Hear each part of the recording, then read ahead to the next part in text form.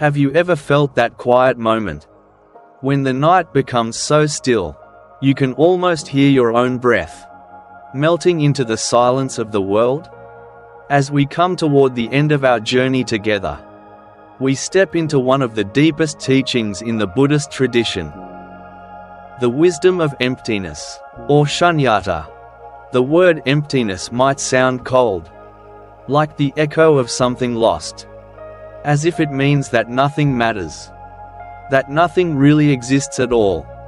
But that's not what it means. In truth, emptiness in Buddhism is not the absence of life. It is the fullness of connection. It means that nothing exists on its own.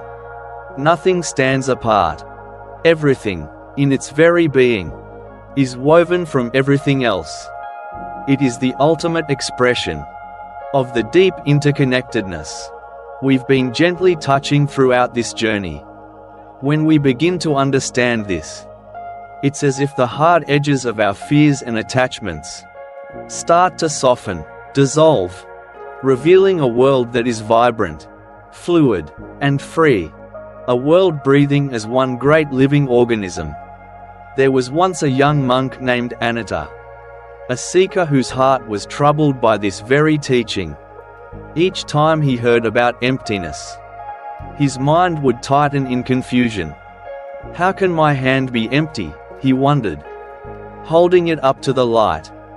I can see it, I can feel it, it is solid, it is here. To him, the world was made of separate, solid things. And so, the word emptiness felt like a denial of everything he knew to be true. But his teacher, an old and gentle nun named Prajna, saw his struggle.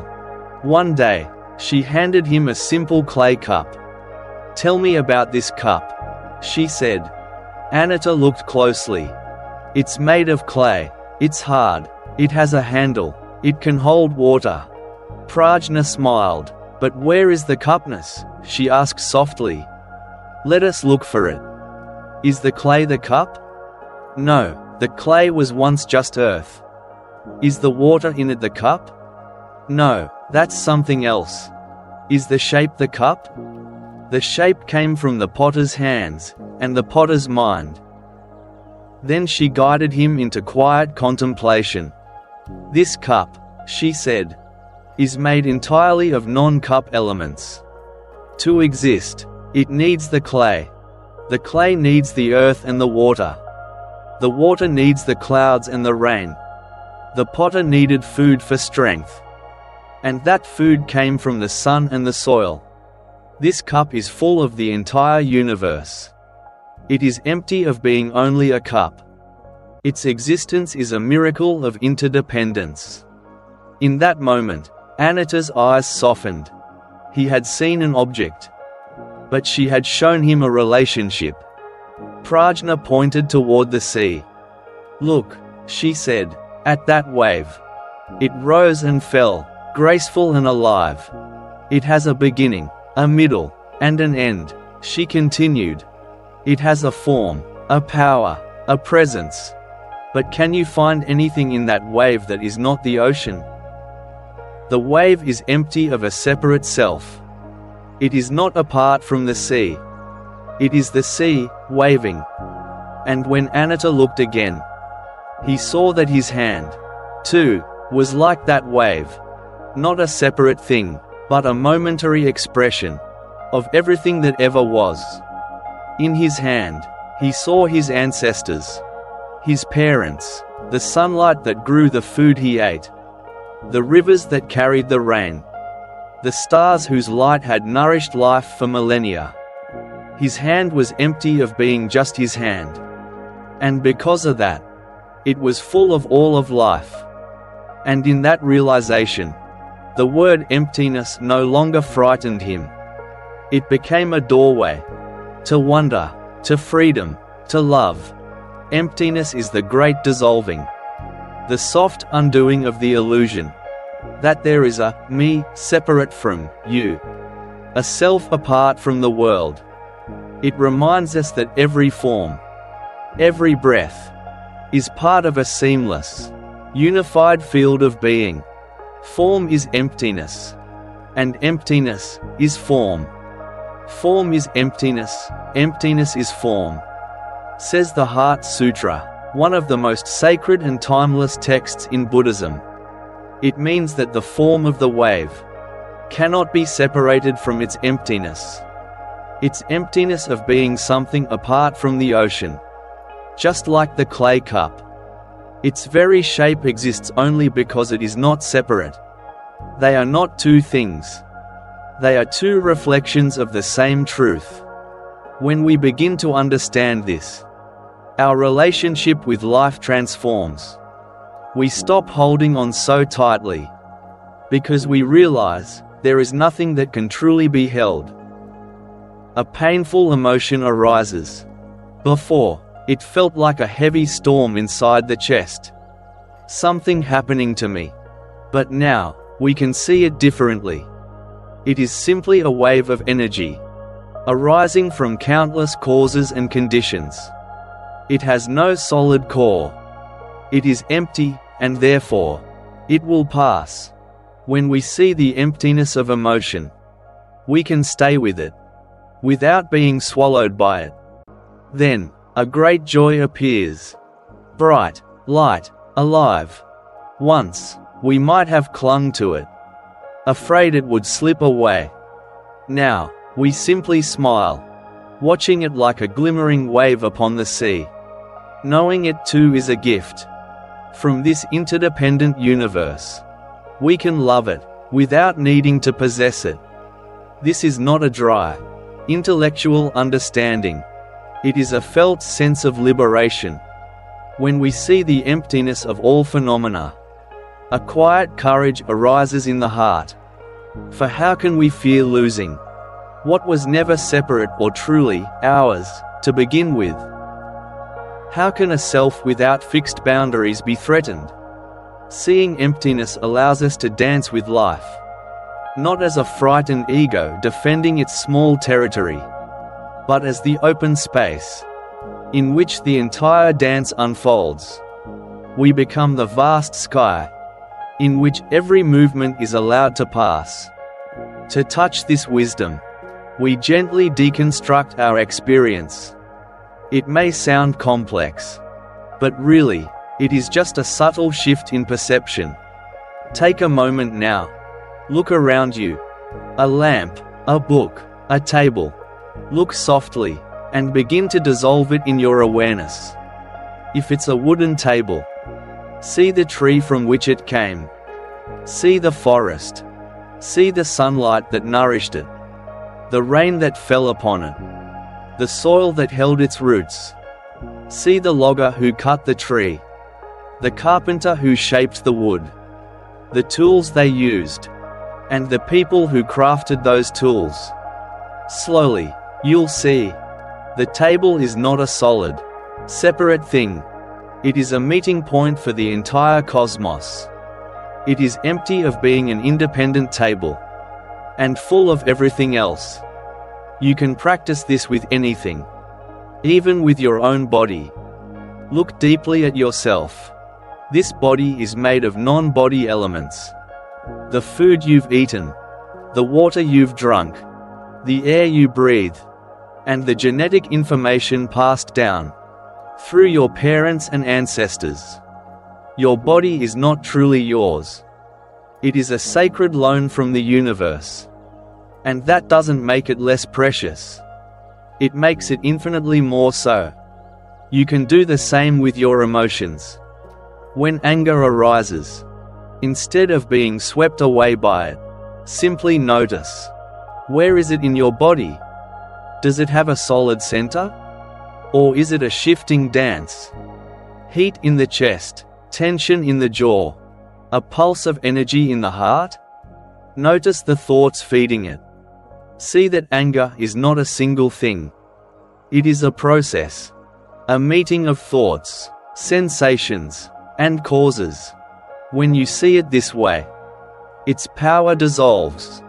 You see its emptiness, and it no longer controls you. The deepest practice of seeing emptiness is simply to rest in open awareness. Without naming, without judging, just witnessing everything as it is. When all stories and labels fall away, what remains is a vivid, luminous reality, alive, present, and free. In that state, you no longer think about emptiness. You become it, still, clear, and boundless. And so, as we rest within this quiet, luminous space, where thoughts soften, and everything returns to stillness, we begin to sense something deeper. You are not the storm, nor the wave, nor even the sky. You are the open, spacious awareness, in which everything arises and fades away. In this vast awareness, the interconnected nature of all reality reveals itself, moment by moment. And from this understanding emerges another great truth: the teaching of karma. This word is often misunderstood.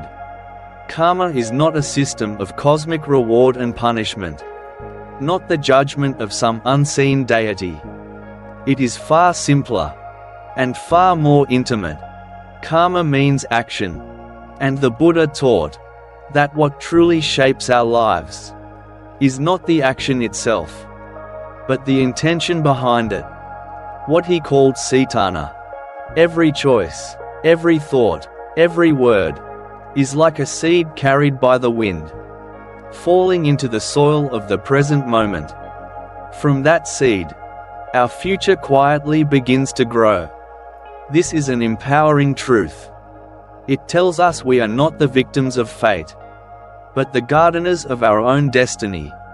Right here, right now, in each breath, we hold the power to plant peace, to plant compassion, to plant awakening. Let me tell you a story. There were two brothers, farmers who lived side by side in a small valley. Both were kind men, humble, devoted, working hard under the same sun. Then one year, a terrible storm swept through the valley. Winds howled, rain fell for days, and when the sky finally cleared, their rice fields, a year's worth of labor, were gone. The same storm, the same loss, but two very different hearts. The first brother fell into despair. He shouted at the sky, "Why me? Why always me?" His heart filled with anger and blame. He turned away from his neighbors, his voice sharp with bitterness.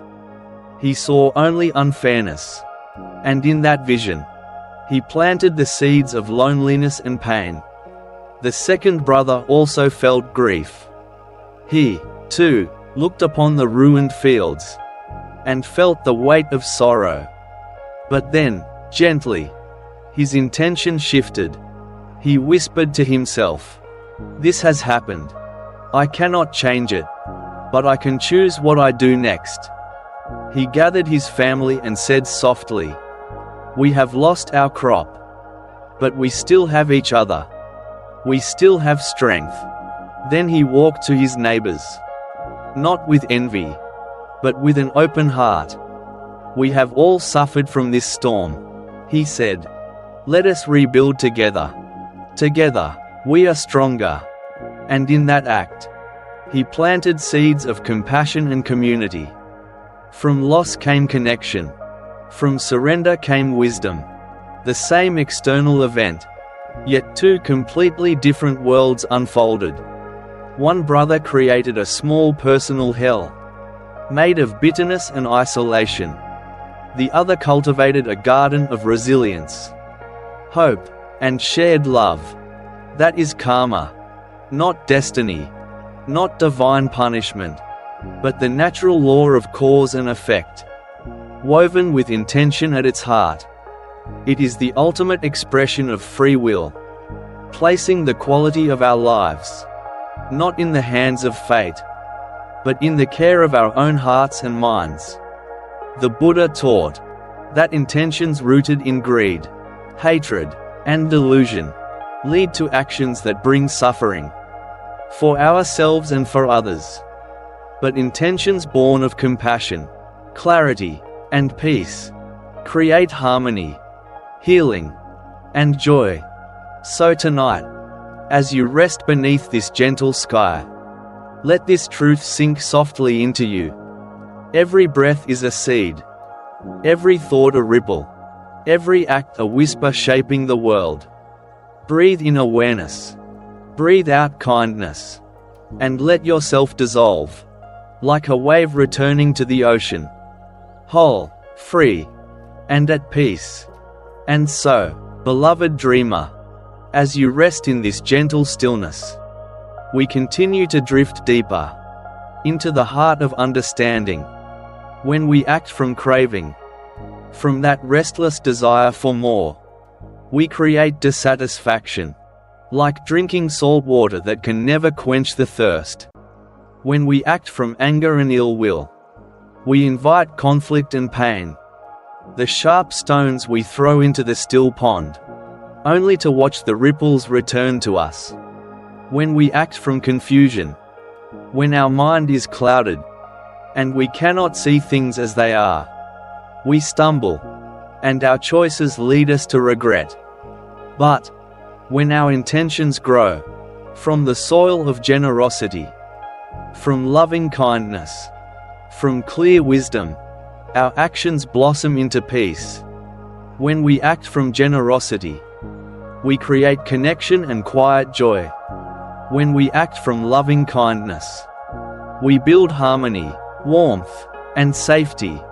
When we act from wisdom, we choose with clarity, and each choice becomes a step toward freedom. This is not belief. It is something you can feel. In your body, in your breath, in the quiet after each action. Think of it for a moment. How do you feel after lashing out in anger? The heart tightens, the chest grows heavy, and silence fills with distance. And how do you feel after offering someone a kind word, a smile, a gentle moment of care? The heart expands. The air itself feels lighter. The difference is immediate, as real as the rise and fall of your breath. That is karma. Not far away, not mystical, but alive within you, right here, right now. And the most beautiful truth of all is this: it is never too late. Your past actions have created this present moment. But your present intention, your thought, your breath, your choice right now, is already shaping your future. You are not bound by your past. You are not condemned by it. In this very heartbeat, you can plant a new seed. You can choose a kind thought. You can choose a patient word. You can choose to pause, to breathe, to soften before you react. Each of these choices is a quiet, powerful karmic act, a gentle turning of your life toward peace and freedom. This is how we move from being victims of circumstance to becoming conscious, loving architects of our own experience. To live skillfully with karma is to bring mindfulness to our intentions. And this can begin in the simplest way. When you wake each morning, before stepping into the day, take a soft breath and set a quiet intention. Today, I will practice patience. Today, I will listen with an open heart. Today, I will be kind to myself. Let that intention be like a compass, guiding your mind and your actions gently through whatever the day brings. And throughout the day, practice mindful pauses. Before you speak, before you send that message, before you react, take one conscious breath. In that breath, you can return to your intention. Ask softly, is what I am about to say or do coming from kindness and clarity, or from fear, anger, or ego? That small space of awareness can change everything. It is the doorway between peace and regret. between wisdom and reactivity. And when the day draws to a close, you can rest in gentle reflection, not to judge, not to blame, but to understand. Ask yourself quietly, what were the intentions behind my actions today? When was I able to act with love? When did I get caught in reactivity? Simply notice.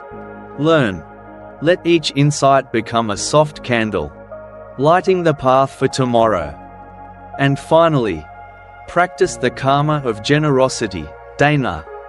It doesn't have to be about money.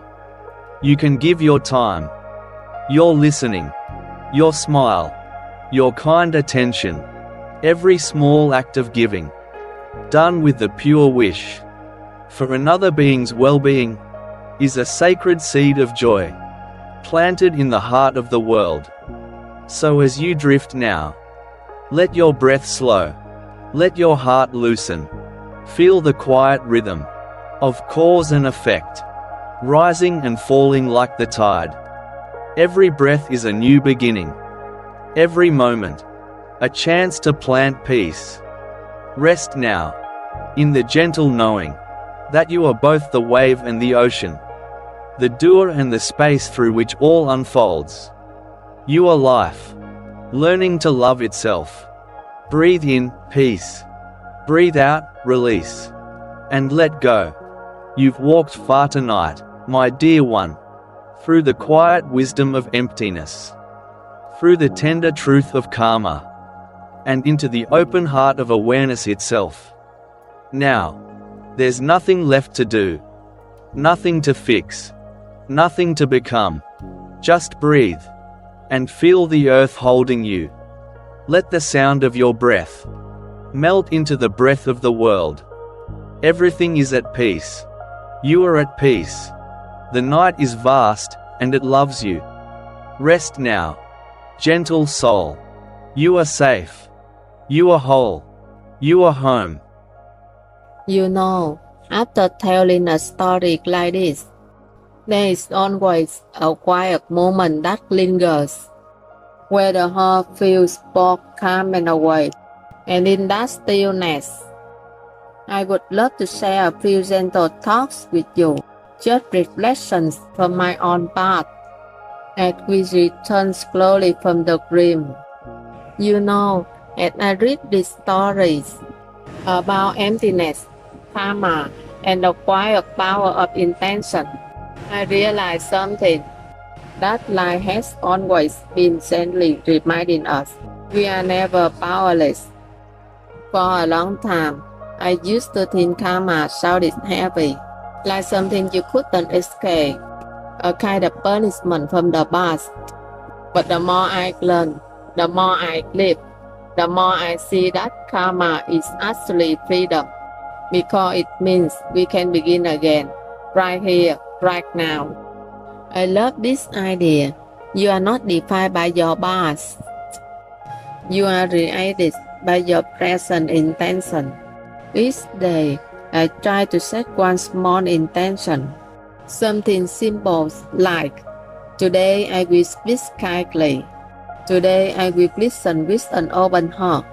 Today I will be gentle with myself. And slowly, those small choices start to change everything. It doesn't have to be big. It just needs to be real. One mindful breath, one loving action, one quiet moment of awareness. To me, practicing emptiness doesn't mean turning away from life. It means looking deeply into it, seeing how everything changes, and still finding peace within that flow. Because even when things fall apart, kindness remains, love remains, gratitude remains. And maybe that's what true freedom really is. Thank you for sharing this quiet journey with me. I hope somewhere in the stillness, you have found a little peace, a gentle space to rest. If you enjoy stories like this, you can subscribe to Stay Close and join me again for more calm nights ahead. Sleep deeply and dream softly.